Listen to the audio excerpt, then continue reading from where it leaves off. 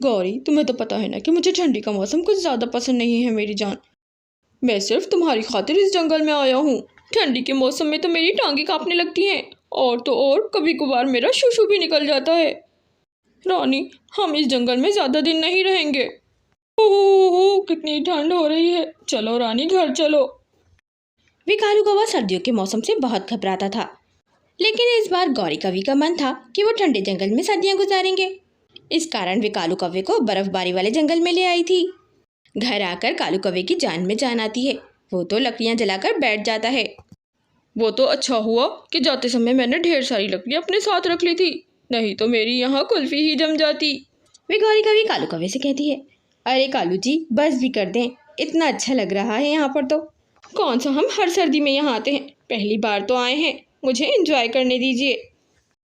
इस बार जंगल में बहुत कड़ाके की सर्दी पड़ रही थी और बर्फबारी भी हो रही थी।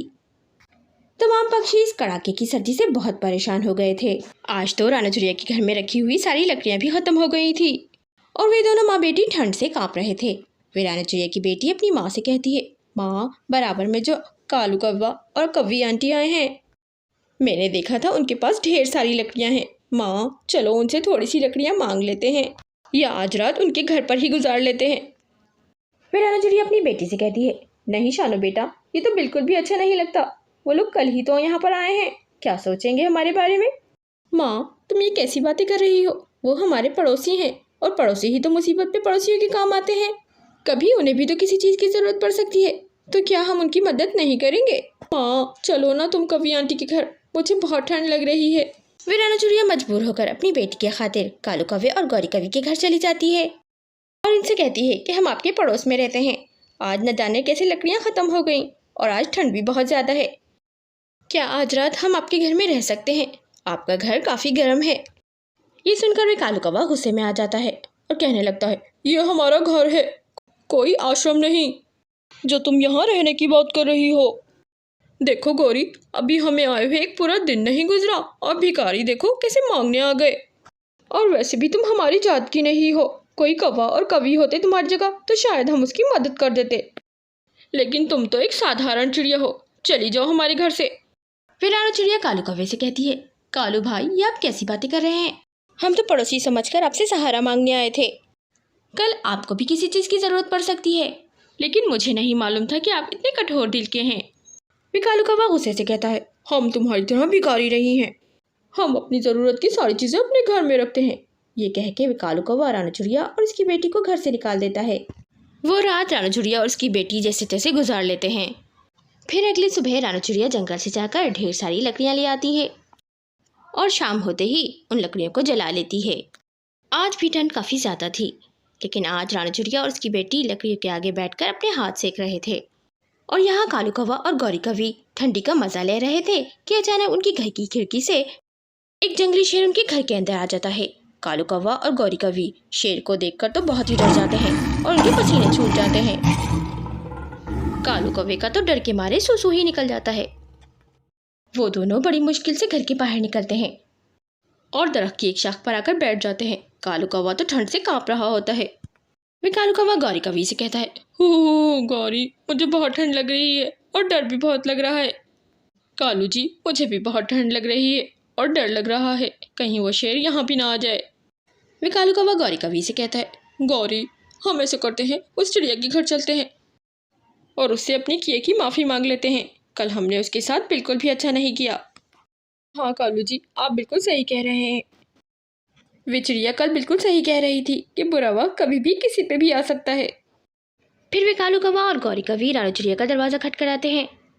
वे राणा चिड़िया उन दोनों को खिड़की से देख लेती है और झट से दरवाज़ा खोल देती है और उन्हें अपने घर के अंदर ले जाती है।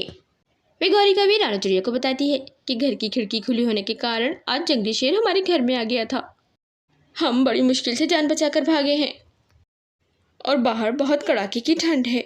नानो, हमें माफ़ कर दो, हमने तुम्हारे साथ कल बिल्कुल भी अच्छा नहीं किया है, हमें अपनी गलती का एहसास हो गया है।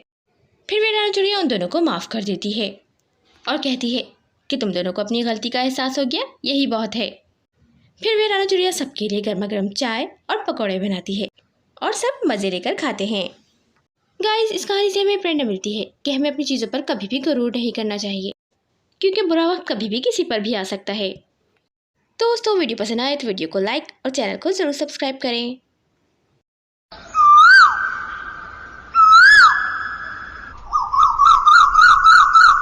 जंगल में बारिश हो रही थी और रानू चिड़िया अपने बच्चों के लिए भोजन लेने के लिए गई हुई थी।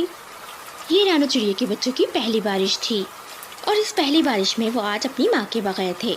लेकिन रानू चिड़िया जाते हुए अपने बच्चों को घर से नसीहत करके गई थी कि घर से बाहर बिल्कुल भी मत निकलना। दोनों बच्चे घर के अंदर बैठकर अपनी माँ का इंतज़ार कर रहे थे। बारिश की वजह से चारों ओर अंधेरा फैलता जा रहा था और अब तो घर में पानी भी भरता जा रहा था और दोनों बच्चे बादलों की गरज और चमक से डर रहे थे। यहाँ रानू चिड़िया भी बारिश से बचने के लिए एक दरख्त की शाख के नीचे बैठी थी और बारिश के रुकने का इंतजार कर रही थी। अचानक रानू चिड़िया की नज़र कालू कौवे पर पड़ती है। वे जल्दी जल्दी बारिश में भीगता हुआ अपने घर की ओर जा रहा था। वे कालू कौवा भी रानू चिड़िया को देख लेता है और उसके पास जाता है और रानू चिड़िया से कहता है, रानू तुम जल्दी से घर चली जाओ।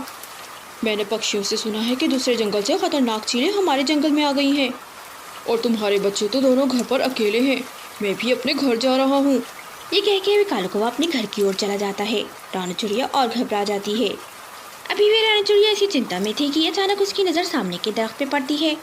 सामने के दरख्त पर एक बुलबुल का घोंसला था, लेकिन बुलबुल उस वक्त उस घोंसले में नहीं थी। उसके दोनों बच्चे अकेले थे। अभी रानू चिड़िया यही सब देख रही होती है कि एक खतरनाक और विशाल चील वहाँ आ जाती है।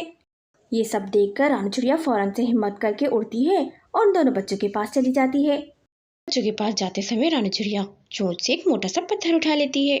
जैसे ही वो विशाल चील बच्चों पर हमला करने लगती है, फिर रानू चिड़िया तुरंत वो पत्थर निकालकर चील की आंख पर मार देती है और उसी समय चील की आंख फट जाती है और चील जोर जोर से चिल्लाते हुए वहाँ से डरकर भाग जाती है। और कुछ ही देर में बुलबुल भी वहाँ आ जाती है। बुलबुल के बच्चे अपनी माँ को सारी बात बताते हैं कि कैसे रानू आंटी ने हमें चील के हमले से बचाया है। वे बुलबुल रानू चिड़िया का बहुत धन्यवाद करती है। इतने में बारिश भी कुछ कम हो जाती है। फिर रानू चिड़िया बुलबुल से कहती है, अच्छा बुलबुल बहन, मैं चलती हूँ। मेरे बच्चे भी घर में अकेले हैं, ना जाने वो बेचारे किस हाल में होंगे। वे बुलबुल रानू चिड़िया से कहती है, रानू तुम बहुत अच्छी हो और ऊपर वाला अच्छे लोगों के साथ कभी भी बुरा नहीं करता। तुम बेफिक्र होकर जाओ। जिस तरह आज तुमने मेरे बच्चों को चील से बचाया है, इसी तरह ऊपर वाले ने तुम्हारे बच्चों को भी बचाने का इंतजाम ज़रूर किया होगा। फिर वे रानू चिड़िया विदा लेकर तुरंत अपने घोंसले की ओर चली जाती है। बारिश होने के कारण रानी चिड़िया के पंख काफ़ी भीग गए थे, जिसकी वजह से उसे उड़ने में बहुत दुश्वारी हो रही थी। फिर रानी चिड़िया जैसे तैसे उड़कर बड़ी मुश्किल से अपने घर तक पहुंच जाती है। लेकिन जब अपने घर पहुंचती है तो देखती है कि पूरा घर पानी से भरा है और दोनों बच्चे भी नहीं हैं। ये सब देखकर रानी चिड़िया बहुत डर जाती है और रोने लगती है। हो ऊपर वाले, ये सब क्या हो गया? मेरे बच्चे कहाँ गए? रानू चिड़िया की रोने की आवाज़ सुनकर कालू कौवा भी वहाँ आ जाता है और रानू चिड़िया से कहता है, रानू बहन चुप हो जाओ, क्यों रो रही हो? तुम्हारे बच्चों को कुछ भी नहीं हुआ है, वो दोनों सुरक्षित हैं। मैं जंगल में तुमसे बात कर जब अपने घर की ओर जा रहा था तो जाते हुए मेरी नज़र तुम्हारे घर पर पड़ी। मैंने देखा कि तुम्हारा घर पानी से भर गया और उस वक्त तक तुम घर पर भी नहीं आई थी। दोनों बच्चे अकेले थे और रो रहे थे। मैं तुरंत इन दोनों को निकाल कर अपने घर ले गया था। अब वो दोनों बिल्कुल सुरक्षित हैं, तुम बिल्कुल भी चिंता मत करो। वे रानू चिड़िया कालू कौवे का बहुत धन्यवाद करती है। फिर वे कालू कौवा रानू चिड़िया को अपने घर ले जाता है, जहाँ उसके दोनों बच्चे अपनी माँ का बेचैनी से इंतजार कर रहे थे। अपनी माँ को देखकर दोनों बच्चों के चेहरे खुशी से खिल उठते हैं। वे रानू चिड़िया उन दोनों को खूब प्यार करती है और ऊपर वाले का ढेर सारा धन्यवाद भी करती है। वे कालू कौवा रानू चिड़िया से कहता है, रानू बहन, जब तक बारिश खत्म नहीं हो जाती तुम मेरे घर में आराम से रह सकती हो। ये तुम्हारे भाई का घर है। कालू कौवे के मुँह से ये बात सुनकर रानू चिड़िया बहुत खुश होती है और उसका बहुत धन्यवाद करती है और खुशी खुशी अपने बच्चों के साथ रहने लगती है। देखा बच्चों आपने, अच्छाई कभी भी जाया नहीं जाती। ऊपर वाला अच्छाई का बदला अच्छाई से ज़रूर देता है। दोस्तों वीडियो पसंद आए तो वीडियो को लाइक और हमारे चैनल को ज़रूर सब्सक्राइब करें।